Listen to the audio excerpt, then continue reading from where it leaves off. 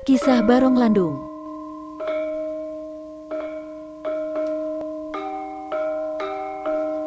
Barong Landung adalah perwujudan Raja Penguasa Bali, Sri Jayapangus.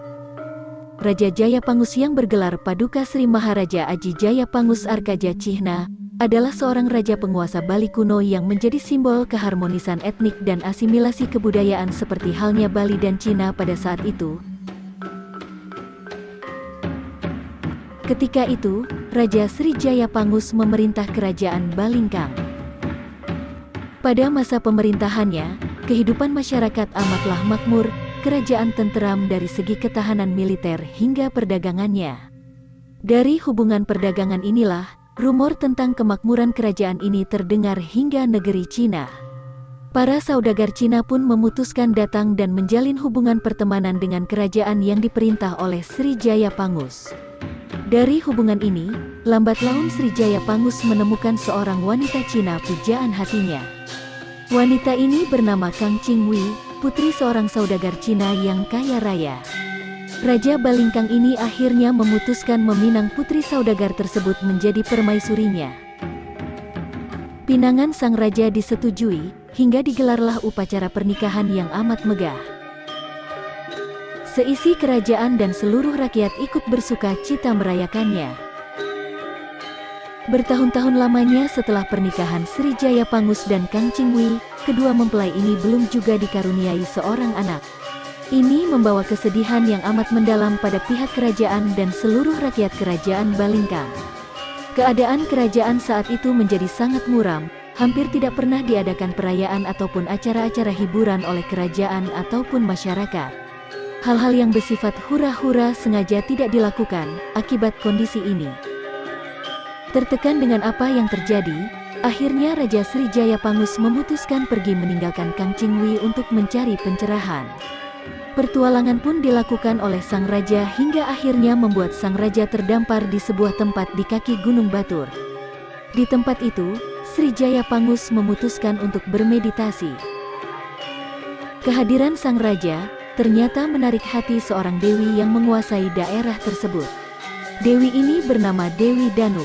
Ia merupakan dewi penunggu Danau Batur. Ditemani oleh para kerabatnya, sang dewi akhirnya menggoda sang raja yang terbangun dari meditasinya. Raja kerajaan Balingkang ini pun akhirnya tergoda dan memutuskan menikahi Dewi Danu. Singkat cerita, bertahun-tahun lamanya menunggu, Kang Qingwei menatap kesedihan karena sang suami tidak pernah pulang ke kerajaan. Dari rasa penasarannya, akhirnya permaisuri kerajaan Balingkang ini memutuskan berpetualang untuk mencari suaminya. Melewati hutan belantara, perjalanan beliau terhalang oleh angin kencang. Beliau berusaha untuk melewatinya, tapi akhirnya Kang Qingwei terjatuh di sebuah hutan dan tepat di tempat suaminya terdampar dulu. Di sini akhirnya Kang Qingwei bertemu dengan seorang anak yang tidak lain adalah anak dari perkawinan suaminya, yaitu Raja Sri Jayapangus dan Dewi Danu. Menjumpai kenyataan itu, Kang Qingwei merasa kecewa dan sakit hati, lalu memutuskan untuk menyerang Dewi Danu yang merebut suaminya.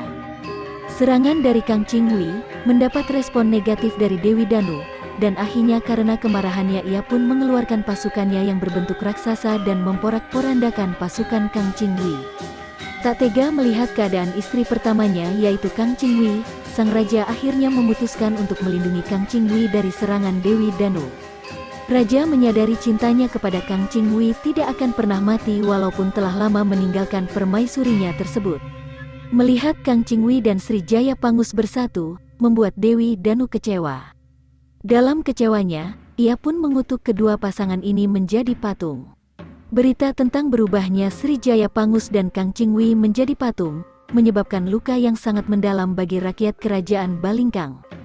Kesedihan rakyat ini akhirnya membuat Dewi Danu tersadar telah berbuat kesalahan. Ia pun kemudian datang ke kerajaan tersebut membawa seorang anak yang merupakan anak Sri Jayapangus.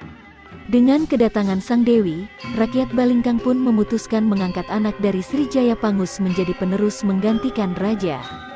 Sang dewi pun mengingatkan rakyat Balingkang untuk terus menghormati dan mengenang mendiang raja serta permaisurinya. Kedua pasangan ini merupakan sosok seorang pelindung, di mana semasa pemerintahannya kerajaan Balingkang menjadi makmur. aman dan tenteram. Srijaya Pangus dan Kang Chingwi juga disimbolkan sebagai pasangan yang memiliki cinta sejati. Untuk selalu mengenang jasa-jasa sang raja, rakyat Balingkang akhirnya memutuskan untuk memanifestasikannya ke dalam sebuah barong. Mengingat Raja Srijaya Pangus dan Kang Chingwi dikutuk oleh Dewi Danu. Dari patung itulah rakyat Balingkang membuat sepasang arca. Sehingga arca inilah sebagai barong landung, Raja Jaya Pangus diwujudkan dalam barong landung visualisasi boneka besar hitam dengan gigi ronggo. Sedangkan Kang Chingwi berupa boneka cantik tinggi langsing bermata sipit dan selalu tersenyum berkarakter gadis China.